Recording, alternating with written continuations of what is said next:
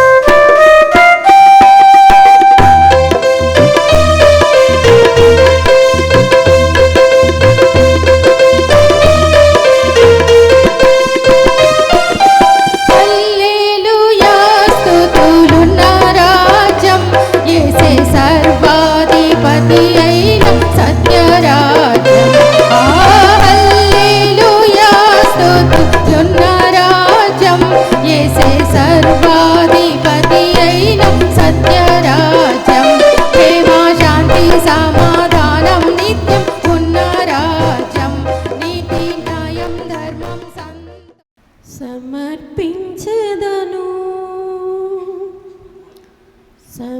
సమర్పించెదను సమస్తము సన్నుతించెదను సతతము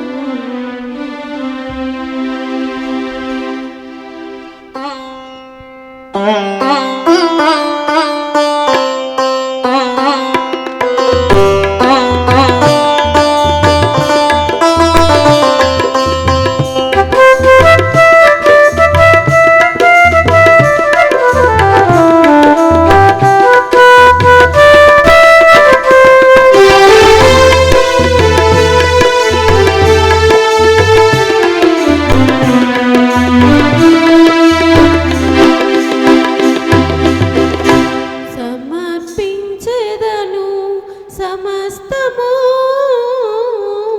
సన్నుతించెదను సతతము సమర్పించెదను సమస్తము సన్నుతించెదను సతతము చాలును చాలును క్రీస్తేసు చాలును చాలును చాలును క్రీస్తేసు చాలును చాలును చాలును క్రీస్తేసు చాలును చాలును చాలును క్రీస్తేసు చాలును చాలును చాలును క్రీస్తేసు చాలును చాలును చాలును క్రీస్తేసు చాలును.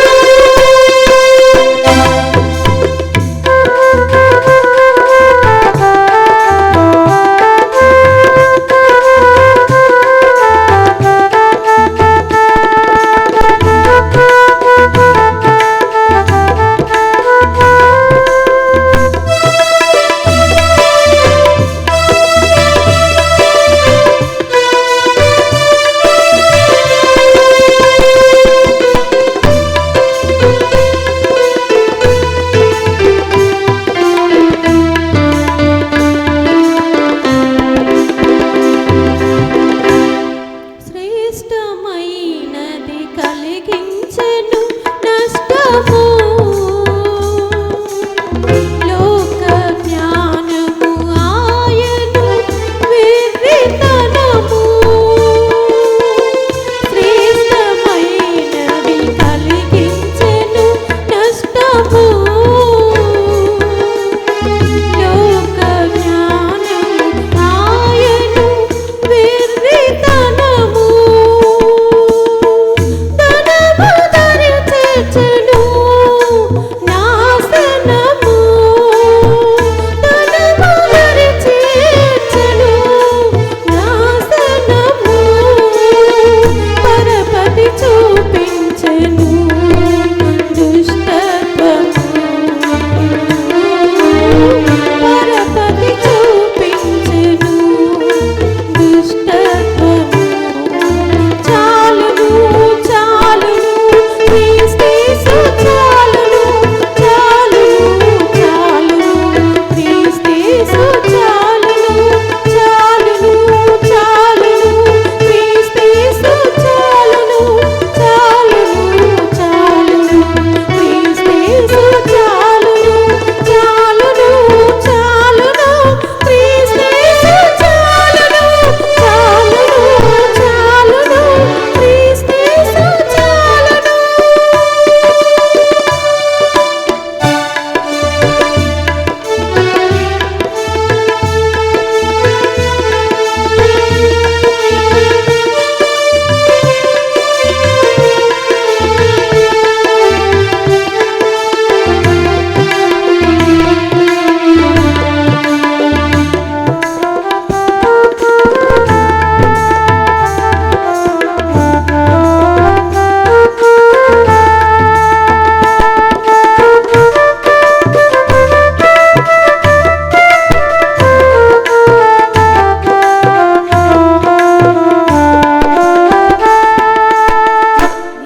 నిలుపుకొనేదను నీ మాదిరి వినయము ప్రభు యేసు నామమే శరణం.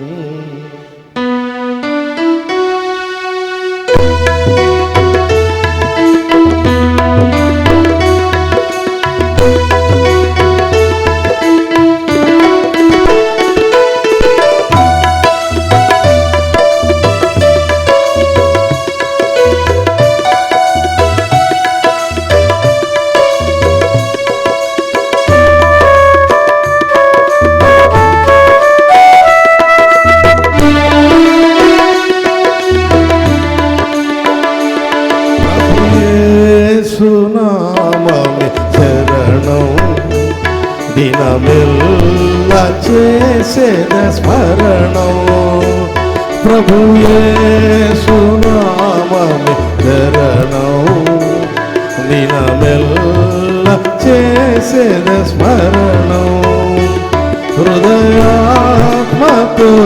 కృతజ్ఞానమై పలికించే పెదవిని స్వరాలాపం ప్రభు యేసునామమే శరణం దినమెల్ల చేసేద స్మరణం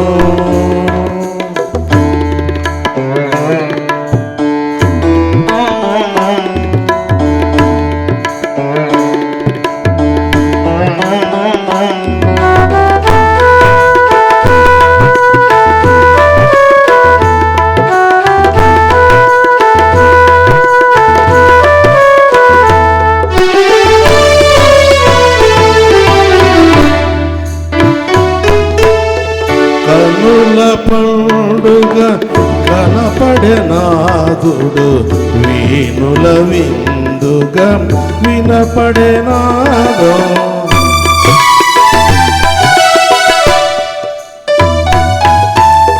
కనుల పండుగ కనపడెనాదుడు వీణుల విందుగా వినపడెనాదో ప్రియముగా నాలో కురిపించెనుగా ఆత్మ ప్రవాహం ప్రభువరములతో జయము సతతం ప్రభునామం ప్రభు యేసునామమే శరణం దినమెల్ల చేసేద స్మరణం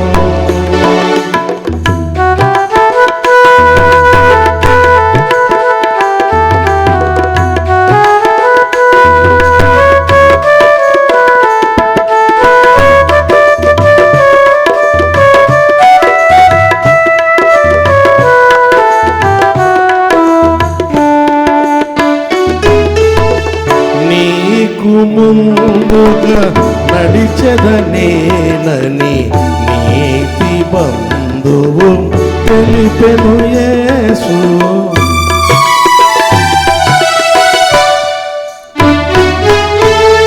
నీకు ముందుగా నడిచెదనేనని నీతి బంధువు నడిపెను యేసు మార్గమునేనే జీవమునేనే సత్యమునేనని పలికిన యేసే శరణం శరణం శుభ శరణం ప్రభు యేసునామమే శరణం దినమెల్ల చేసేద స్మరణం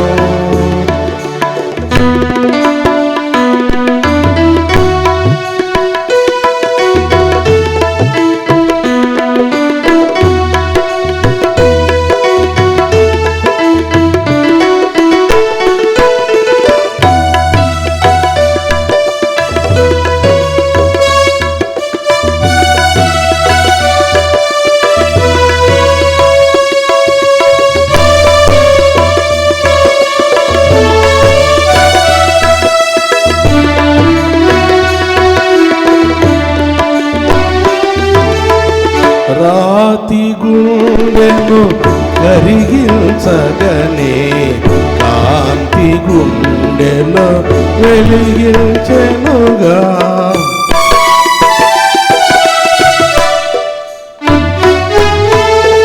రాతి గుండెను కరిగించగనే కాంతి గుండెలో వెలిగించెనుగా ఉదయించెను నా యేసు ప్రభావం హృదయపు గానం యేసుని నామం స్తోత్రం స్తోత్రం స్తుతి స్తోత్రం ప్రభు యేసునామమే శరణం దినమెల్ల చేసేద స్మరణం హృదయాత్మతో కృతజ్ఞానమే పలికించే పెదవిని స్వరాలాపం ప్రభు యేసునామమే శరణం దినమెల్ల.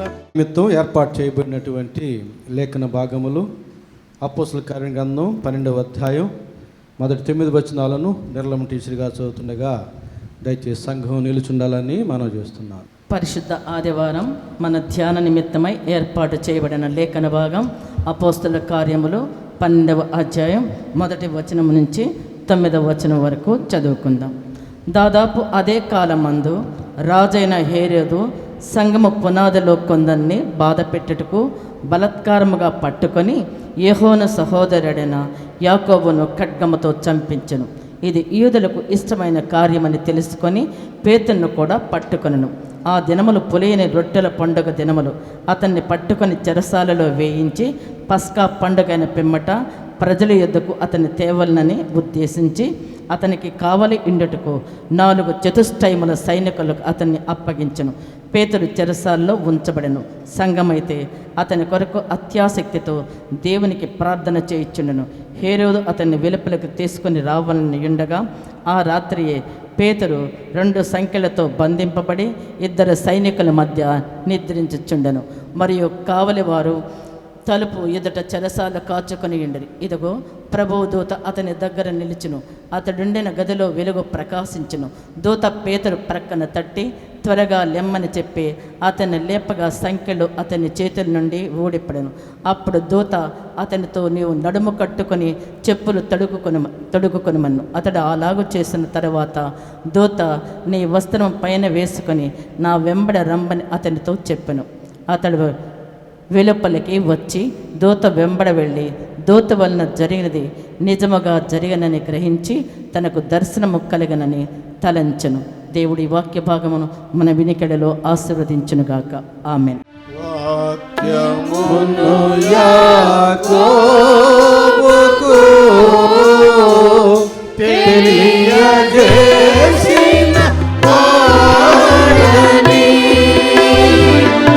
ఏ జనముకిలాగునా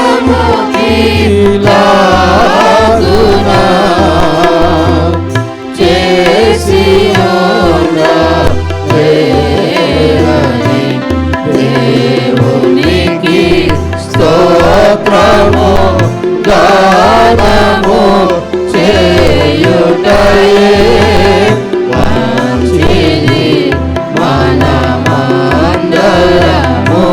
స్తుతి గానము చేయుటయే మంచిది. దయచేసి మన ప్రభు అయిన యేసుక్రీస్తు నామంలో మీకు అందరికీ స్వాగతం పలుకుతూ శుభములు తెలియజేస్తూ ఉన్నాను. యథారీతిగా మన ధ్యాన నిమిత్తం చదువుబడినటువంటి వాక్య భాగం అపోస్తలుల కార్య గ్రంథం 12వ అధ్యాయం మొదటి 9 వచనాలు చదివాము. సమయాన్ని బట్టి అధ్యాయంలో ఉన్న విషయాన్ని మనం ధ్యానం చేయబోతున్నాం. ఈ 12వ అధ్యాయంలో నుంచి మనం ధ్యానం చేయబోయే అంశం ఏమిటంటే మనుషులకు ఇష్టమైనటువంటి వారు, దేవునికి ఇష్టమైనటువంటి వారు పొందుకునేటటువంటి ఫలితాలను మనం జ్ఞాపకం చేసుకోబోతూ ఉన్నాం. ఎందుకంటే ప్రపంచ ప్రజలని ఈ రీతిగా 2 భాగాలుగా విభజించి చెప్పుకోవచ్చు. 1 మనుషులకు ఇష్టలు, 2 దేవునికి ఇష్టలు. 2 భాగాలుగా విభజించి చెప్పుకోవచ్చు.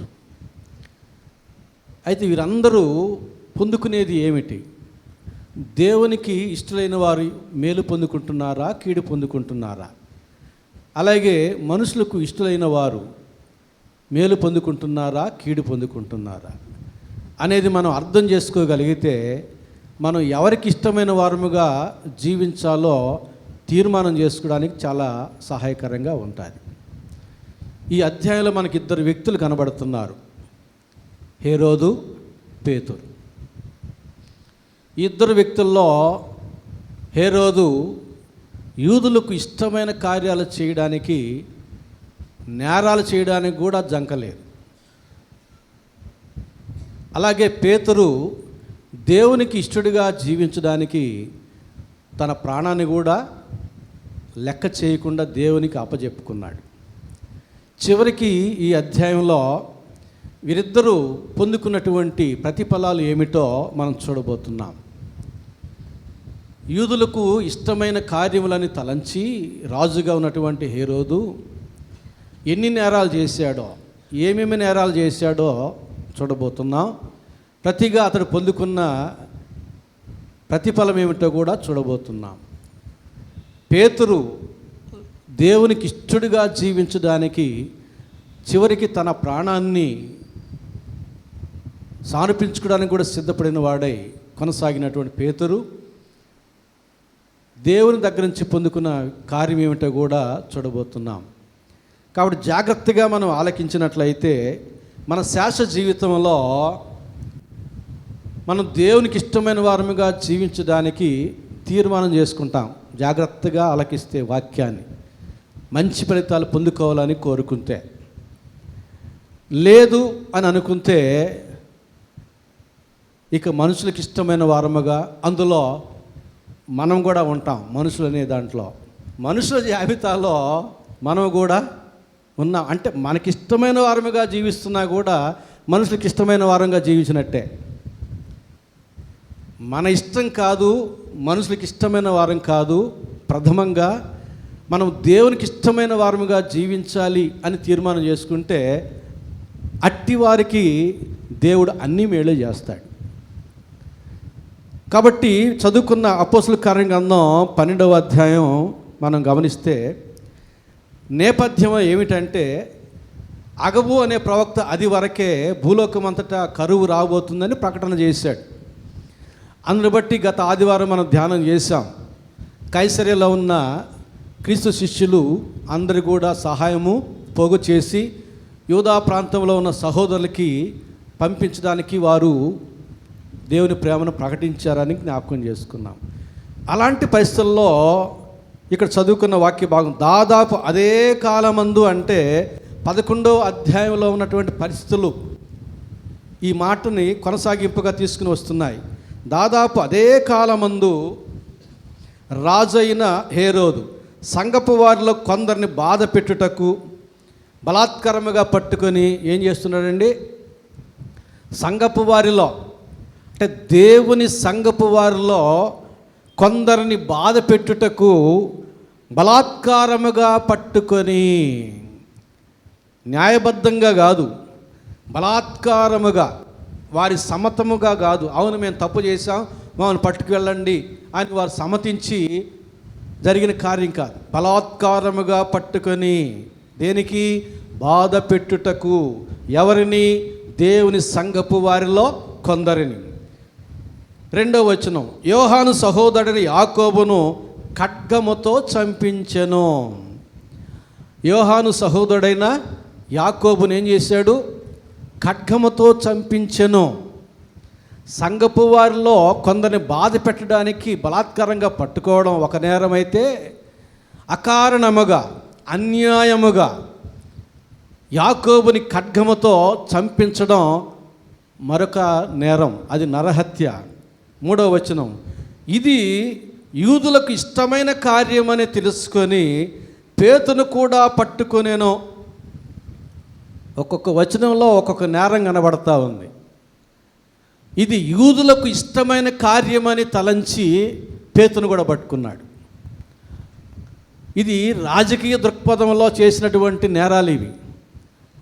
యూదులకు హేరోదు రాజుగా ఉన్నాడు, అధికారిగా ఉన్నాడు కనుక యూదుల యొక్క అభిమానాన్ని ఇతడు పొందుకుంటే మంచిది, నా యొక్క సింహాసనం స్థిరపరచబడుతుంది, చక్రవర్తి కూడా నువ్వు వారి యొక్క అభిమానం సంపాదించావు కాబట్టి నువ్వే కొనసాగు అక్కడ అని అంటాడు. కనుక తన అధికారాన్ని నిలబెట్టుకోవడానికి, తన సింహాసనాన్ని స్థిరపరచుకోవడానికి, యూదుల అభిమానాన్ని సంపాదించుకోవడానికి ఏం చేస్తున్నాడు? నేరాలు చేస్తున్నాడు. ఎలాంటి నేరాలు? దేవుని సంఘములో జొరబడి బలాత్కారముగా కొందరిని పట్టుకొని బాధ పెడుతున్నాడు. 1వ వచనం ప్రకారంగా. 2వ వచనం ప్రకారంగా యాకోబుని ఖడ్గముతో చంపించాడు, నరహత్య కూడా చేస్తున్నాడు. జీవము గల దేవుని సంఘములో బలాత్కారముగా జొరబడి దేవుని యొక్క బిడలను బాధ పెట్టడం అనేది భయంకరమైన తప్పు అయితే, రెండవ వచనం ప్రకారంగా దేవుని యొక్క సేవకుడైనటువంటి యాకోబుని ఖడ్గముతో చంపించడం ఇది మరొక భయంకరమైన నేరం. మూడవది, ఇది యూదులకు ఇష్టమైన కార్యం. ఏది? మొదటి వచనంలోది, రెండవ వచనంలోది. దేవుని సంఘములో వారిని బాధ పెట్టడం యూదులకు ఇష్టము, క్రైస్తవుల్ని చంపడం యూదులకు ఇష్టము అని తలంచి పేతుని కూడా పట్టుకున్నాడు.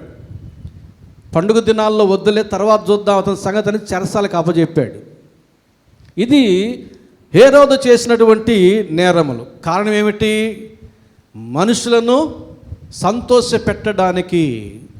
దాని వెనకాల అనేక కోణాలు, రాజకీయ కోణాలు ఉంటాయి. సింహాసనాన్ని స్థిరపరచుకోవడం, అధికారాన్ని నిలబెట్టుకోవడం, యూదుల అభిమానాన్ని సంపాదించుకోవడం, ఇవన్నీ కూడా అంతిమంగా మనుషులను సంతోషపెట్టడానికే అన్నట్టుగా వస్తాయి.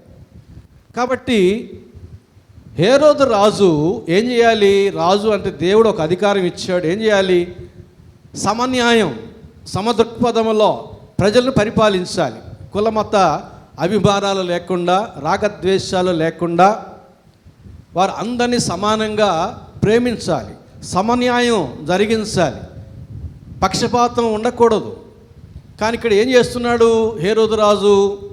పక్షపాతం చూపిస్తున్నాడు.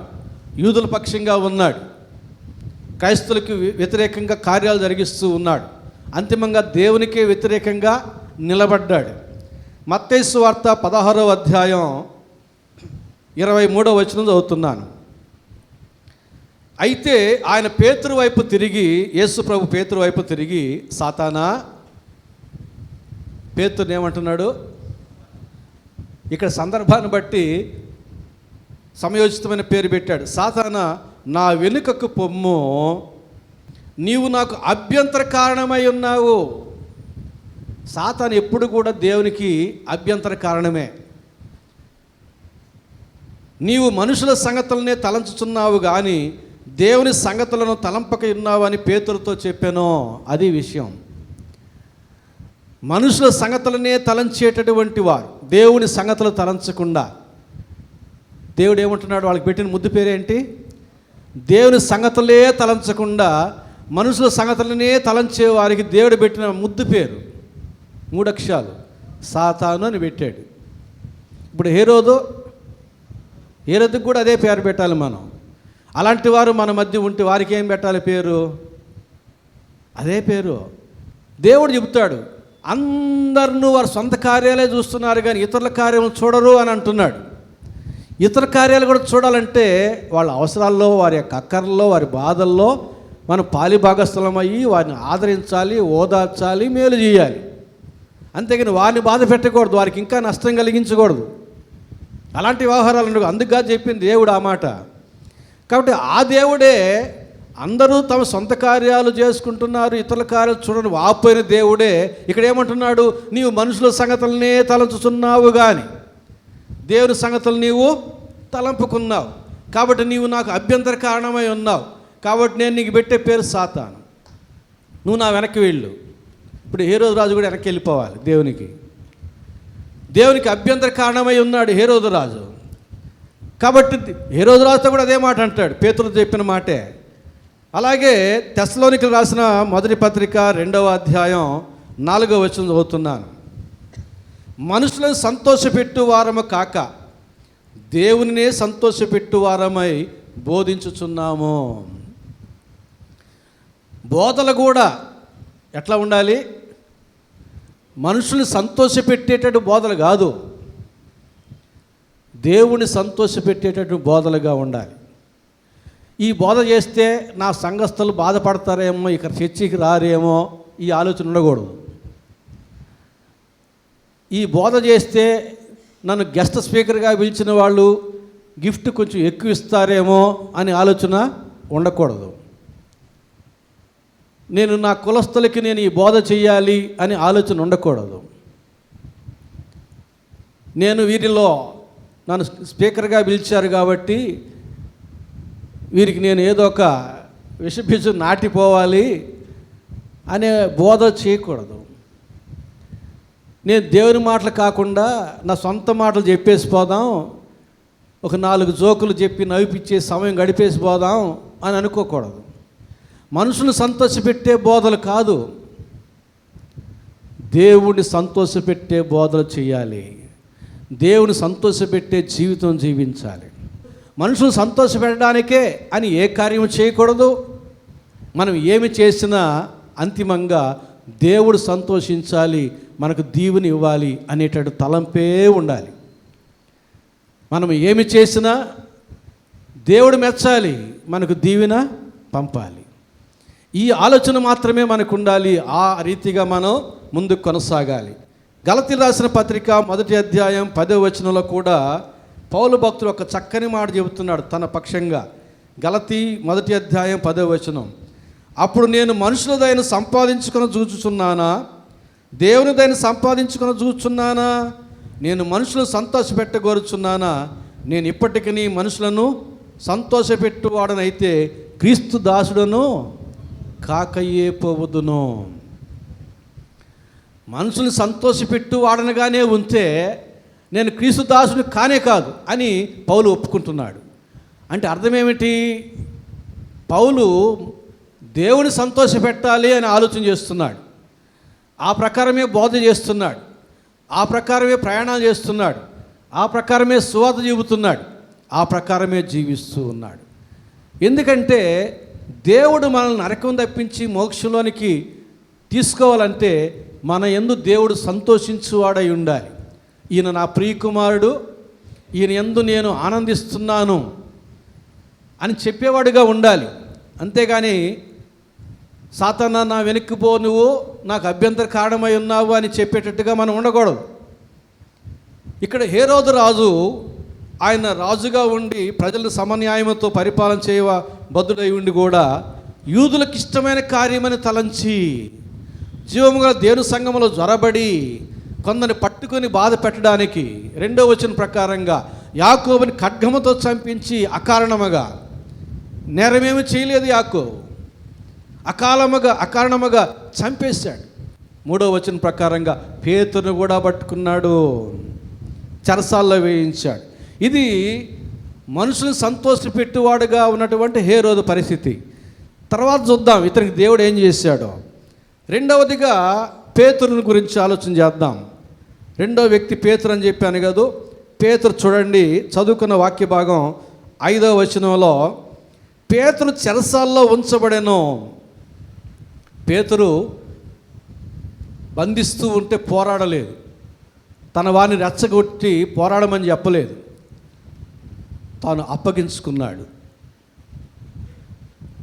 సరే బంధించండి, చెరసాల్లో వేయండి, మీ ఇష్టం వచ్చినట్టు చేయండి, ఎందుకంటే నేను దేవునికి అర్పించుకున్నవాడను, దేవుడు నాకు ఏమి చేయదలిస్తే అది చేయనిమ్ము.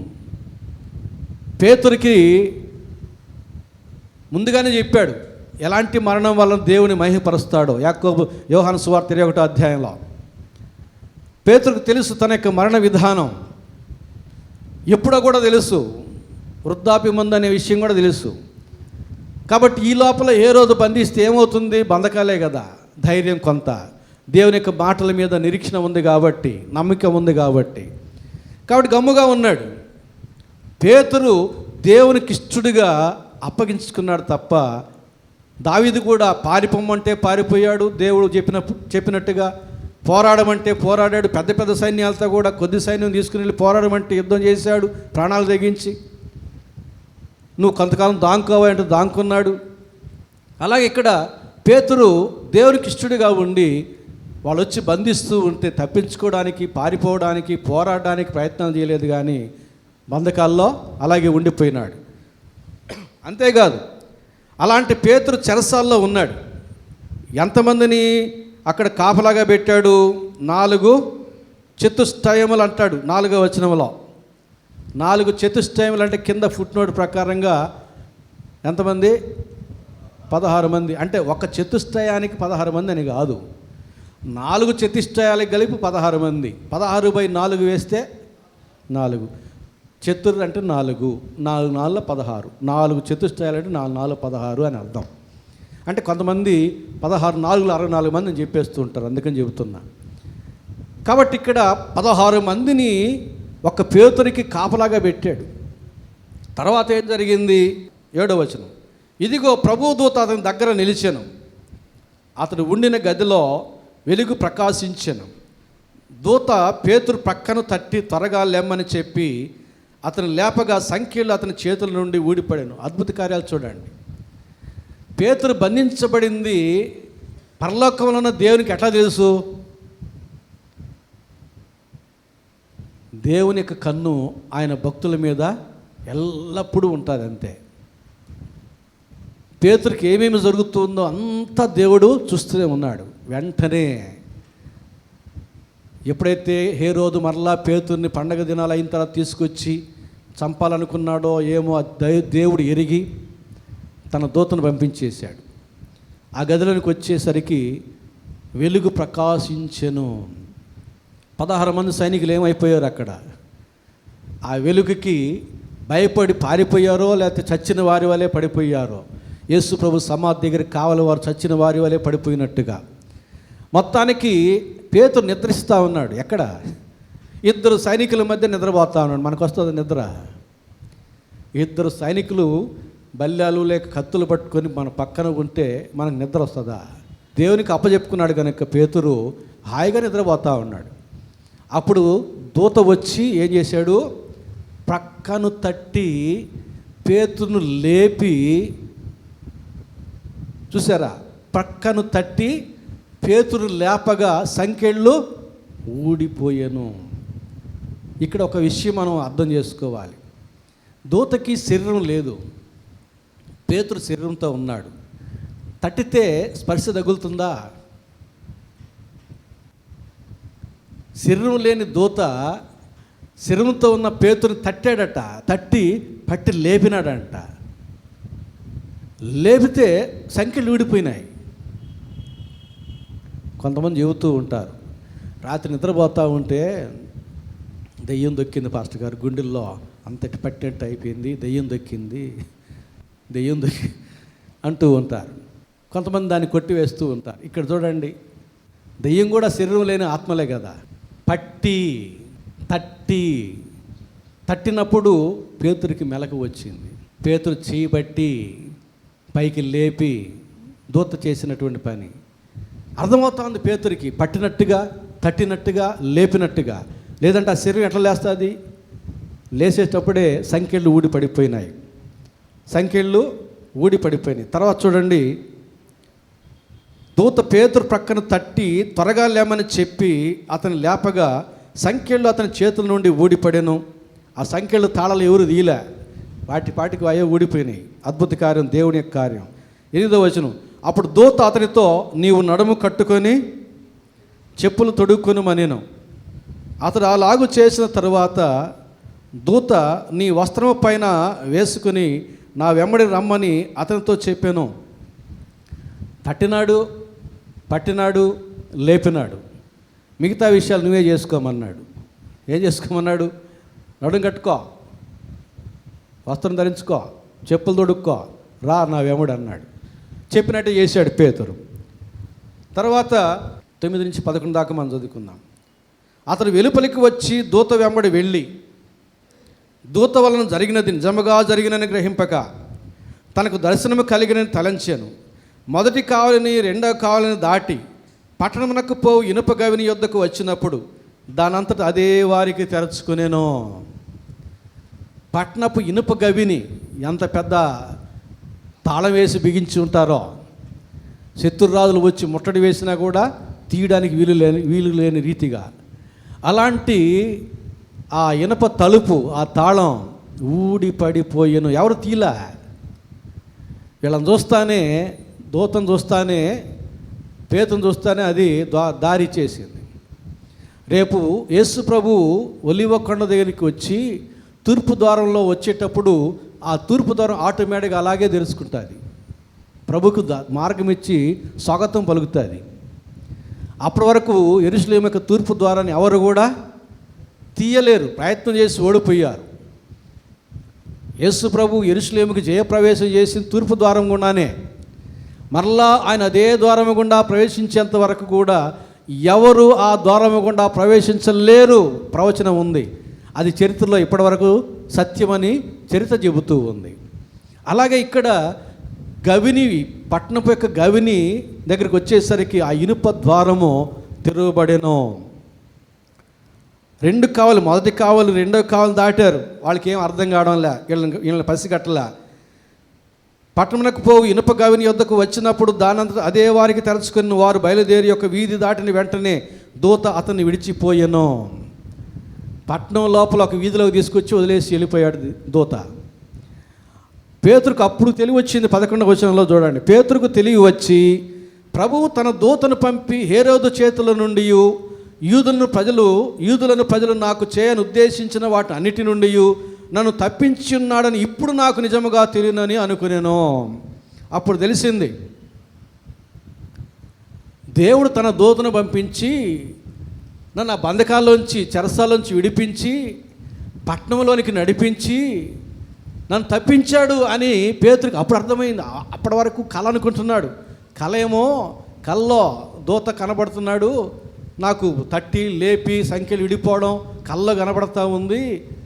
మొదటి కావాలి, 2వ కావాలి, గవిని అంతా దాటి వెళ్ళడం కూడా కళ్ళ అనుకుంటున్నాడు. ఎప్పుడైతే దూత వెడలిపోయాడో అప్పుడు ఆయనకు తెలివి వచ్చింది. అంతకుముందు తెలివి లేదా? ఉంది, కానీ తెలివి లేనట్టుగానే వెంబడించంటే వెంబడిస్తున్నాడు అంతే, అది కళ అనుకొని. ఎప్పుడైతే దూత విడిచి వెళ్ళినో మరలా ఆయన తెలివి ఆయనకు వచ్చేసింది. వచ్చిన తర్వాత జరిగిందంతా జ్ఞాపకం చేసుకుంటే అప్పుడు అంటున్నాడు, ప్రభువు తన దూతను పంపించి నన్ను హేరోదు చేతిలో నుంచి, నాకు కీడు చేయాలనుకున్నటువంటి యూదుల చేతిలో నుంచి నన్ను తప్పించినాడు అని చెప్పి అప్పుడు తెలుసుకున్నాడు. దేవునికి ఇష్టడుగా ఉన్న పేతురు పక్షంగా దేవుడు చేసిన కార్యాలు చూడండి, ఎన్ని అద్భుత కార్యాలు చేశాడు. పరలోకంలో నుంచి దూతను పంపించడం ఏమిటి, పేతుర్ని ఆ సంఖ్యల్లో నుంచి విడిపించడం ఏమిటి, మొదటి కావాలి 2వ కావాలి తప్పించడం ఏమిటి, గవిని దాటించడం ఏమిటి, అన్ని ఆశ్చర్యకార్యాలే, మానవ మాత్రలు చేసేవి కాదు. అలాంటి అద్భుత కార్యాలు జరిగించాడు. ఎవరి పక్షంగా? పేతురు పక్షంగా. దేవునికి ఇష్టడుగా ఉన్న పేతురు పక్షంగా దేవుడు చేసినటువంటి గొప్ప కార్యాలు పేతురికి శ్రమలో నుంచి, బంధకాల్లో నుంచి, హేరోదు తలపెట్టి కీడులో నుంచి తప్పించబడ్డాడు. దేవునికి ఇష్టముగా మనం జీవిస్తూ ఉంటే మన పట్ల కూడా దేవుడు ఆశ్చర్యకార్యాలు చేస్తాడు. పేతురికే కాదు, నీకు చేస్తాడు, మనకు, అందరికీ చేస్తాడు. లూకా సువార్త 2వ అధ్యాయం 14వ వచనం 2వ భాగం చూస్తే, దేవునికి ఇష్టలైన మనుషులకు భూమి మీద సమాధానం కలుగును గాక. క్రిస్మస్ పండుగ సందర్భంలో క్యారల్స్ అప్పుడు మనం ఆ మాటని జ్ఞాపకం చేసుకుంటాం. భూమి మీద దేవునికి ఇష్టలకు సమాధానము కలుగునుగాక. భూమి మీద దేవునికి ఇష్టలు కాని వారికి సమాధానం ఉండదు, నెమ్మది ఉండదు, ఈ జీవితంలో ఉండదు, ఆ మీదట కూడా ఉండదు. కాబట్టి మనం దేవునికి ఇష్టముగా జీవించాలన్నా, దేవునికి కష్టమైన వారంగా జీవించాలన్నా తీర్మానం చేసుకోవాలి. మన ఇష్టం కాదు, దేవుని ఇష్టమే. యేసు ప్రభు మనకు మాదిరిగా ఉన్నాడు. యేసు ప్రభు అంటాడు, నేను నా ఇష్టాన్ని నెరవేర్చుకోవడానికి రాలేదు, నా తండ్రి ఇష్టాన్ని నెరవేర్చడానికే వచ్చానన్నాడు. ఆ యేసు ప్రభు నేనే మార్గం అన్నాడు, నేనే మాదిరి అన్నాడు. అట్టి యేసు ప్రభు యొక్క మార్గంలో నడిచేటటువంటి మనం, మన ఇష్టం కాదు, మన చిత్తం కాదు, మనుషుల ఇష్టాన్ని జరిగించడం కాదు. మన యొక్క లక్ష్యం ఏమై ఉండాలంటే దేవుని చిత్తాన్ని జరిగించేవారముగా ఉండాలి. దేవుని చిత్తాన్ని జరిగించడానికే మనం జీవించాలి. అట్టి వారి పట్ల దేవుడు అద్భుత కార్యాలు జరిగిస్తూ వస్తాడు. అదే తెస్సలోనికీయులకు రాసిన మొదటి పత్రిక 2వ అధ్యాయం 15-16 వచనాలు చదువుతున్నాను.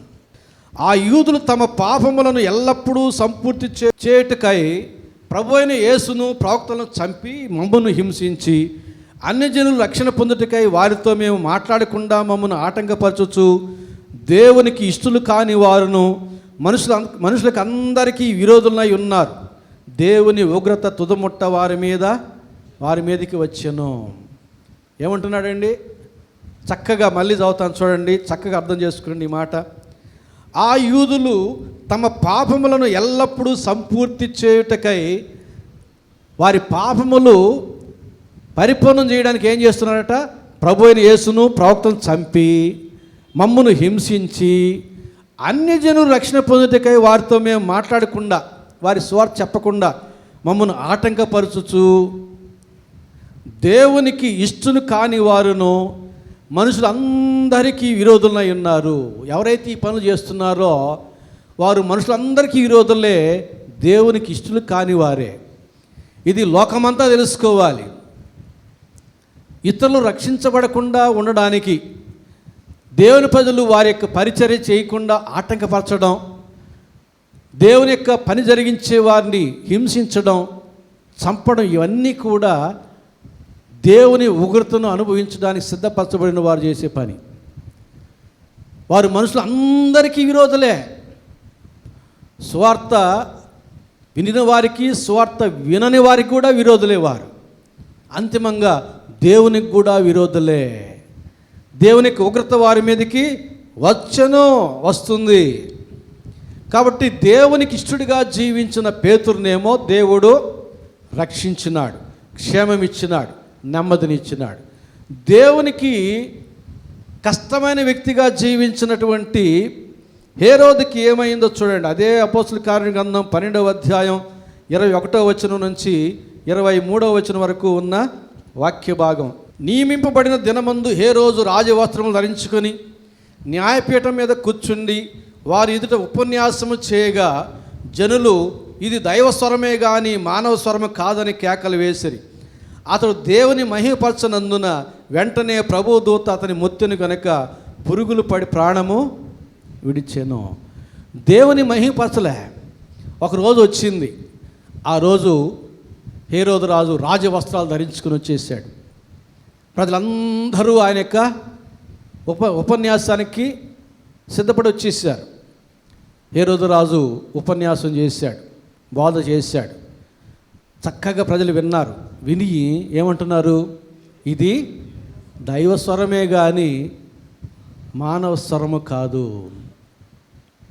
అని ప్రజలందరూ కూడా హేరోదు రాజుని ఘనపరిచారు, కీర్తించినారు, పొగిడినారు. అప్పుడు ఈ హేరోదు రాజు దేవుని మహిమపరచలేదట. ఇక్కడ హేరోదు రాజు చక్కటి ప్రసంగం చేశాడు, ప్రజలందరూ కూడా విన్నారు. ఇది దైవస్వరమే, మానవ స్వరం కాదన్నారు. అంతగా హెచ్చించారు. అప్పుడు ఈ హేరోదు రాజు ఏం చేయాలా? నేను నిమిత్త మాత్రుడను, నేను ఎంతటి వాడను, మీతో పాటు నేను కూడా ఒక పాపిగా పుట్టినవాడను, దేవుడును మాట్లాడాడు అని దేవుణ్ణి పొగడాలి, దేవుణ్ణి పొగడాలి, దేవుణ్ణి మహిమపరచాలి, దేవునికి ఆ ఘనతను ఆపాదించాలి. దేవునికి లేకుండా ఆయన దేవుని యొక్క మహిమను ఇతను తీసుకున్నాడు హేరోదు రాజు. దేవుడు ఏమంటాడు తెలుసా లేఖనాల్లో? నా మహిమను నేను ఎవరికి ఇచ్చువాడని కాను అంటాడు. నాకు చెందవలసిన స్తోత్రాలు మరి ఎవరికి చెందనివని అంటాడు. అందుకే మాకు థియాలజీలో నేర్పించేటప్పుడు Christ should be a centre of the message of the everything అంటారు. మనం ఏమి చేసినా క్రీస్తు కేంద్రితమై ఉండాలి అనేది మాకు నేర్పిస్తారు. ప్రసంగం చేస్తే అందులో క్రీస్తు కేంద్రితమై ఉండాలి, సాక్ష్యం చెప్తే అందులో క్రీస్తుని మనం హెచ్చించు వారముగా ఉండాలి. అంతేగాని నేను ప్రార్థన చేస్తే ఇట జరిగి నిన్ను నీవు హెచ్చించుకోకూడదు. దేవుడు ఈయన బాగు చేశాడు, దేవుడు ఈయన స్వస్థపరిచాడు, దేవుడు ఈయన మార్చినాడు, దేవుడి యొక్క మనం రక్షణ ఇచ్చాడు అని దేవుడిని ప్రతి దాంట్లో దేవుడిని మనం హెచ్చించాలి తప్ప నిన్ను నీవు కాదు, నన్ను నేను కాదు. మనం ఎంతటి వారం? పెంట మీద ఉన్నవారిలో ఒకరు పైకి తెస్తాను, పెంట కుప్పల మీద ఉన్నవారిలో నేను పైకి తెస్తాను, అందులో ఒకటి నేనని చెప్పి సాక్ష్యం చెప్పుకుంటాను. నిజం అది. ఆ రీతిగా మనం తగ్గించుకోవాలి, యేసుని హెచ్చించాలి. బాప్తిస్మ యోహాను ఏమన్నాడు? నేను తగ్గవలసి ఉన్నది, ఆయన హెచ్చవలసి ఉన్నది. ఎలాంటి వాడు యోహాను? యేసుప్రభు ఏం చెప్పాడు యోహాను గురించి? స్త్రీలు కనిన వారిలో యోహాను కంటే మించిన వాడు ఎవడో లేడు. అలాంటి యోహాను అంటున్నాడు, ఆయన చెప్పుల వారిని మోయటకు కూడా నేను యోగ్యుడను కాను, నేను తగ్గవలసి ఉన్నది, ఆయన హెచ్చవలసి ఉన్నది. ఎంతటి వారమండి మనం? ఏ పాటి వారం మనం? ఆ దేవుడు మనం జ్ఞాపకం చేసుకోవడానికి, ఆ దేవుని స్థానాన్ని మనం ఆక్రమించడానికి. భూమి ఆయన పాదపీఠం, ఆకాశం ఆయన సింహాసనం, ఆకాశం మహాకాశాలు కూడా ఆయన పటజాలవు. నోటి మాట చేత ఇంత సృష్టిని చేసినటువంటి సర్వశక్తి గల దేవుడు ఆయన స్థానం నీకు కావాలన్నా ఎంత ధైర్యం, ఎంత అజ్ఞానం. కాబట్టి హేరోదు రాజు దేవుని మహిమపరచలేదు కనుక వెంటనే ఏమైపోయింది చూడండి, అప్పటికప్పుడే ఏ ప్రజలైతే హేరోదు రాజుని ఘనపరిచారో ఆ ప్రజలు చూస్తూ ఉండగానే పురుగులు బట్టి పడి చనిపోయాడు, దేవుని చేత మొత్తబడ్డాడు. కాబట్టి మనల్ని మనం గొప్పలు చెప్పుకోవడం కాదు, జీవపు డమ్మం మనకు ఉండకూడదు, మనల్ని మనం హెచ్చించుకోకూడదు, మనల్ని మనం తగ్గించుకోవాలి, దేవుని చేత మనం హెచ్చించబడాలి. మనం ఎప్పుడు కూడా మనల్ని మనం తగ్గించుకుంటూనే ఉండాలి. మనల్ని ఎవరు హెచ్చించాలి? దేవుడు హెచ్చించాలి. మనల్ని మనం హెచ్చించుకుంటే ఏమవుతుంది? ఎవరి చేత తగ్గించబడతాం? దేవుని చేత తగ్గించబడతాం. దేవుడు ఎవరినైనా తగ్గించాలి అని అనుకుంటే ప్రజలందరూ కలిసి హెచ్చించగలరా? ఆ వ్యక్తిని హెచ్చించలేరు. దేవుడు ఎవరైనా హెచ్చించాలి అనుకుంటే ఎవరైనా అడ్డుకోగలరా? దావీదండి గొర్రెల కాపరి. దావీదు బాలుడిగా ఉన్నాడు, గొర్రెల కాపరిగా ఉన్నాడు. దేవుడు సమూయేలుని పంపించాడు. ఆ యెషై కుమారులో ఒకడు నేను ఎన్నుకున్నాను, రాజుగా వెళ్ళి అభిషేకించాను. సమూయేలు వచ్చాడు యెషై దగ్గరికి, నీ కుమారుని పిలిపించవయ్యా, దేవుని యొక్క ఉద్దేశం ఇది అని చెప్తే రాజుగా ఉండడానికి పనికొచ్చే కుమారులందరినీ పిలిపించాడు, యుద్ధ విద్యలు నేర్చిన వాళ్ళందరినీ, ఆజానుబాహులందరినీ. సమూయేలు చూస్తే దేవుడు చెప్పి వీళ్ళెవరు కాదు, మనుషులు పై రూపాన్ని లక్ష్యం చేస్తారు కానీ నాకు అది కాదు అన్నాడు. అప్పుడు సమూయేలు యెషైతో ఇంకా ఎవరైనా ఉన్నారా? ఒకడున్నాడులే, అడవిలో గొర్రెలు మేపడు ఉన్నాడులే, పిలిపించవాను అతన్ని పిలిపించాడు. దూరముగా ఉండగానే ఇదిగో నేను కోరుకున్నవాడు ఇతడే, ఇతను అభిషేకించు. అభిషేకం. సమూయేలు ఆశ్చర్యపోయాడు, అభిషేకించినాడు. మంద కాపరి ఎక్కడ, దేవుని ప్రజలు ఇజ్రాయెల్కి రాజుగా ఉండడం ఎక్కడ? ఎంతగా హెచ్చించాడు. అడ్డుకున్నారా? ఎవరైనా ఆటంకపరిచారా? దేవుడు ఎవరినైనా హెచ్చించాలి అని అనుకుంటే లోకమంతా ఏకమైన అతనికి ఏమీ ఇబ్బంది ఉండదు. దేవుడు ఎవరైనా తగ్గించాలనుకుంటే, ఒక రాజు ఉన్నాడు, దేవుని పక్కన పెట్టేసి నేను కట్టిన పట్టణం, నేను కట్టిన పురము, నేను చేసిన దేశం, అది నేను చేశాను అని అంటుంటాడు. ఇది నేనే నిర్మించే ఈ పట్టణాన్ని, ఇది నేనే తీసుకొచ్చే టెక్నాలజీని, ఇది నేనే అంటూ ఉంటారు. ఎవరైనా తెలుసా మీకు? ఎవరోలే, మీ మనసులో ఎవరున్నారు నాకు తెలియదు. కానీ బైబిల్లో ఒక ఆయన ఉన్నాడు, నేను కట్టించిన పట్టణం, నేను నిర్మించిన దేశం అని. ఎప్పుడైతే హెచ్చించుకున్నాడో అతను తగ్గించాడు దేవుడు. ఎంతగా తగ్గించాడంటే అడవిలోని పంపించేసాడు. 7 సంవత్సరాలు జంతువులతో సహా గడ్డి మేసి 7 సంవత్సరాలు ప్రపంచానికే రాజు. అలాంటి వ్యక్తి ఎవరు? ఆయన పేరు 7 సంవత్సరాలు అడవిలో పంపించేసాడు. గడ్డి, గోర్లు పెరిగిపోయినాయి, బొచ్చు పెరిగిపోయింది. ఏ మనసు వచ్చింది? మానవ మనసు పోయి పశువు మనసు వచ్చేసింది. 7 సంవత్సరాల తర్వాత మళ్ళీ పశు మనసు పోయి మానవ మనసు వచ్చింది. ఆయన రాజ్యానికి వచ్చింది అనుకోండి, దేవుని చిత్తాన్ని బట్టి. దేవుడు ఆ రాజును తగ్గించాడు, ఆయన అడవిలోకి పంపించాడు. దావీదుని దేవుడు హెచ్చించాడు, అడవిలో నుండి రాజుగా హెచ్చించాడు. అది దేవుని కార్యాలు. కనుక దేవుని చేత మనం హెచ్చించబడాలి కానీ మనుషు చేత కాదు, లేదా మన చేత మనమే కాదు. కాబట్టి పేతురు దేవునికి ఇష్టడిగా జీవించాడు, రక్షించబడ్డాడు. హేరోదు దేవునికి ఇష్టడిగా జీవించలేదు కనుక పురుగులు పడి చనిపోయినాడు. అందుకని మత్తయి సువార్త 5వ అధ్యాయం 16వ వచనం అంటాడు, మనుషులు మీ సత్క్రియలను చూచి పరలోకమందున్న మీ తండ్రిని మహిమపరచునట్లు వారి ఎదుట మీ వెలుగు ప్రకాశించుడి. మనుషులు ఎదుట మన సత్క్రియలు వారు చూసినప్పుడు, వీరు క్రైస్తవులు చూడు ఈ పని చేస్తున్నారు, వారు మంచి పని చేస్తుంటే వాళ్ళు క్రైస్తవులు అయ్యి ఉంటారు, వారు పేదవారికి ఈ సహాయం చేస్తున్నారు, క్రైస్తవులు అయ్యి ఉంటారు, వారు లెప్రసీ వారికి పని చేస్తుంటే వాళ్ళు క్రైస్తవులు అయ్యి ఉంటారు. అది రావాలి, దేవునికి మహిమ వస్తుంది. అట్లా కాకుండా ఏ రోజు రాజులాగా మనం చేస్తే, నయవంచన చేస్తే, నమ్ముకున్నటువంటి ప్రజల్ని నరహత్యలు చేస్తే ఏమైపోతారు? 50వ కీర్తన 23వ వచనం ప్రకారంగా నయవంచకులను నరహంతకులను సగము కాలమైన బ్రతుకరు. అప్పుడే పురుగులు పడి చచ్చిపోయినాడా లేదా? కాబట్టి ప్రభునందు ప్రియులారా, మొదటి సమయాల గ్రంథం 2వ అధ్యాయం 30వ వచనంలో కూడా చెప్తున్నాడు, నన్ను ఘనపరచు వారిని నేను ఘనపరిచేదను, నన్ను తృణీకరించు వారిని నేను తృణీకరించేదను. మనం దేవునికి ఏ కొలత కొలుస్తామో దేవుడు కూడా మనకు అదే కొలత కొలుస్తాడు. మనం దేవునికి ఏ కొలత కొలిస్తే అదే కొలత. నువ్వు దేవుణ్ణి ప్రేమిస్తే దేవుడు నిన్ను ప్రేమిస్తాడు.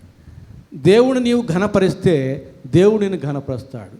దేవుడు నీవు తృణీకరిస్తే దేవుడు కూడా నిన్ను తృణీకరిస్తాడు. దేవుని చేత తృణీకరించబడతావా? ఇష్టమా? దేవుడే కానీ మనల్ని విడిచిపెడితే ఇక మనకు దిక్కే లేదు.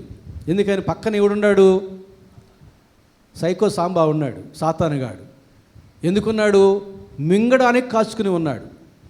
ఎప్పుడు మింగుతాడు? దేవుడు మనం విడిచిపెడితే. వాడు మింగాడంటే ఇంకంతే తిరిగి లేయలేం. కనుక అలాంటి పరిస్థితి రాకముందే ఇక మన శేష జీవితం అంతా కనీసం దేవునికి ఇష్టమైన వారంగా జీవించడానికి తీర్మానం చేసుకుందాం. మన తలంపులు కావచ్చు, మన ఆలోచనలు కావచ్చు, మన యొక్క ఊహలు కావచ్చు, మన యొక్క ఆశలు కావచ్చు, అన్నీ దేవునికి ఇష్టమైనవిగా సరి చేసుకోగలిగితే, మన జీవితం దేవునికి ఇష్టమైనదిగా నడుపుకోగలిగితే, పేతురు వలె మనం కూడా దేవుని యొక్క అద్భుత కార్యాలు, ఆశ్చర్య కార్యాలు పొందుకోగలుగుతాం. పరిశుద్ధాత్మ దేవుడు ఆ రీతిగా మనల్ని ప్రేరేపించి నడిపించి దీవించునుగాక. ఆమెను ప్రార్థన చేసుకుందాం. ప్రేమ స్వరూపిన మా గొప్ప తండ్రి, పరిశుద్ధ ప్రభువా, మీ ప్రేమను బట్టి, మీ కృపను బట్టి మీకే స్తుతి స్తోత్రం చెల్లించుకుంటూ ఉన్నాము. మీరు మాతో మాట్లాడిన మాటలను బట్టి వందనాలు చెల్లించుకుంటున్నాం ప్రభువా. పేతురుని, హేరోదుని మా ఎదుట పెట్టి నా తండ్రి మాకు మంచి తీర్మానం నడిపించినట్లుగా ఒక సందేశాన్ని ఇచ్చినందుకు వందనాలు చెల్లించుకుంటున్నాం ప్రభువా. ఇప్పటి వరకు మేము మాకు ఇష్టముగా జీవించామేమో, మనుషులకు ఇష్టముగా జీవించామేమో క్షమించమని ప్రార్థన చేస్తున్నాం.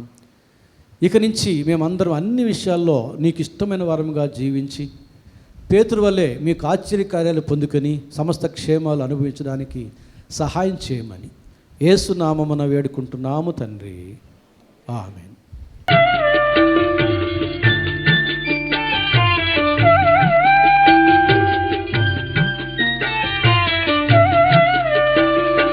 దేవుని ప్రేమ ఇదిగో ధనులార భావంబు నందిలియరే, కేవలము నమ్ముకొని నా పరలోక జీవంబు మనకబ్బును, పరలోక జీవంబు మనకబ్బును.